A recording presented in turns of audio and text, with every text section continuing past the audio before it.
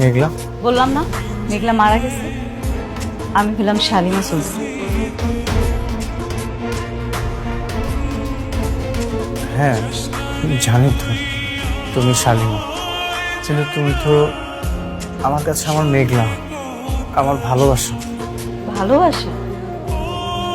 তোমার এই একটা মন, তুমি আর কতজনের দিবে? তোমার এই ভালোবাসার নাটক করতে করতে আমার জীবনটা নষ্ট করে ফেলছো।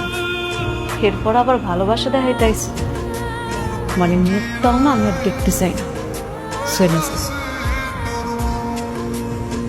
মেঘলা, তুমি আমাকে মাফ করে দাও, যা শাস্তি দেওয়ার দাও, কোনো সমস্যা নেই, কিন্তু আমাকে আর একটা সুযোগ দাও।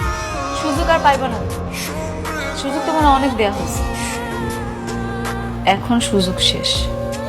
অনেক তোমার মনে আছে আমার পেটে যখন সন্তান ছিল তখন আমি তোমার বারবার করে বলছি, অনেক এটা তোমার সন্তান, সন্তানদের স্বীকৃতি দাও। কিন্তু তুমি আমার একটা কথাও শোনো নাই, বারবার নানাভাবে তুমি আমার অপদস্থ করছো, এমন ভাবে মানসিক যন্ত্রণা দিছো যে আমি সোজা হয়ে দাঁড়াই। আর আজকে তুমি আইছো আমার কাছে মাফ চাইতে, তুমি ভাবলা কি কইলা তুমি আমার কাছে মাফ চাইবা আর আমি খুব সহজে তোমার মাফ করে দিব? মেঘলা, ওই যে বললাম তোমার যা শাস্তি দেওয়ার তুমি আমাকে দাও, কিন্তু তোমার থেকে দূরে সরে দিও না। আমি তোমাকে ছেড়ে থাকতে পারবো না, আমি তোমার কাছে আজীবন থাকতে চাই। আব্বা, আমি ওর সাথে আর কোনো কথা বলতে চাইতেছি না, তুমি ওরা সুন্দর করে বুঝে বিদায় করে দাও। মেঘলা,